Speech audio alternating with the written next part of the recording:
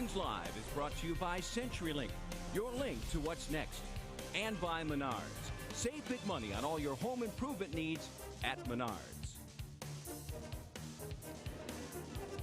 Tonight at Target Field, the Twins welcome in the Los Angeles Angels of Anaheim for the start of a 3-game series. We continue on Twins Live, presented by CenturyLink. I'm Marnie Gellner. All throughout this game tonight, we will recognize the significance of what Jackie Robinson did on this date 66 years ago when he became the first African-American to play in Major League Baseball. Jackie was an inspirational person. He was influential on so many, including one young boy from Sheboygan, Wisconsin, who now lives in the Twin Cities and ended up becoming a lifelong friend of Jackie's. Hi, welcome. Thank you. Please give a warm welcome to Minnesota's own Ron Rabinovitz. When Ron Rabinovitz speaks, there is true passion in his voice. Jackie opened doors not only in sports, but in the business world, all over. He's spreading a message of courage and equality. It's a true life lesson that began when this man was this boy. As a youngster, he was known as Ronnie, a typical kid with a typical love of baseball. Growing up in Sheboygan, Wisconsin, Ronnie idolized one player in particular, Jackie Robinson. So Ronnie wrote him a fan letter. Then later that season, when the Brooklyn Dodgers came to Milwaukee to play the Braves, 7-year-old Ronnie was lucky enough to get up close to his idol. After the game, we went down to the locker room and waited for him to come out. And when he came out, I ran up to him with about 50 other kids, and I said, "Jackie, I'm Ronnie Rabinovitz. Do you remember me?" He said, "Sure, I do." My dad standing over my shoulder, he said, "Sure, Jackie, with the thousands of letters you get, how would you remember?"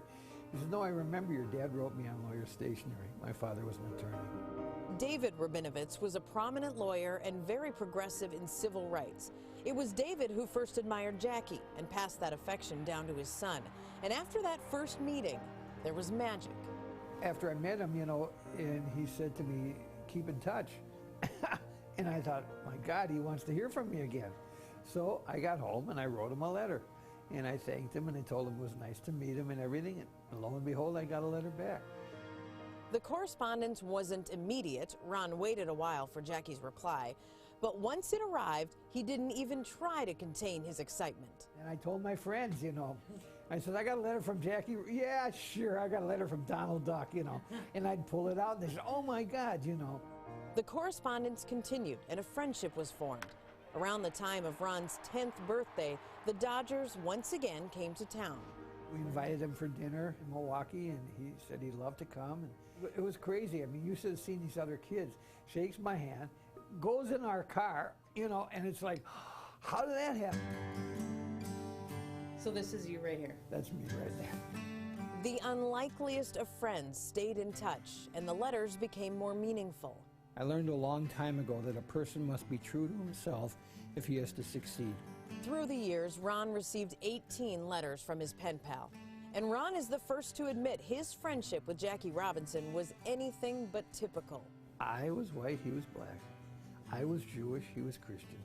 I was a kid, he was an adult. I was from a little town in the Midwest, he was from a big city out east. And yet there was this bond. Even after Jackie retired from baseball, his relationship with Ron remained. Ronnie, one of the things that pleases me most is our friendship continues even though I'm no longer connected with baseball. 6 months before Jackie passed away in 1972, the two had dinner in New York City. And afterwards, I hailed him a cab and got him settled in the cab. And I leaned in and I kissed him on the cheek and told him how much I loved him. And that was the last time I saw him. Jackie once said a life is not important except for the impact it has on other lives. I don't know if he ever really knew what a tremendous impact he had on mine. Today, Ron keeps Jackie's memory alive by giving speeches and presentations about his hero. I feel like even though I never met Jackie, I feel like I know him because of the way my dad presents it and talks about it so fondly that it's almost as if I was there. You got to remember, there was no Martin Luther King, there was no civil rights movement, there was no Rosa Parks. It was him alone, and he changed this country. It is friends like you that make me feel that everything that happened was worthwhile. It is an unlikely friendship that formed an unbreakable bond. The one that started between this boy and this man. it means so much to me. He meant so much to me. You know, some people say Babe Ruth changed baseball.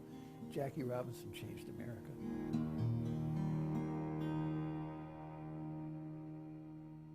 Rabinovitz gives about 15 presentations a year about Jackie Robinson and the friendship the two of them had.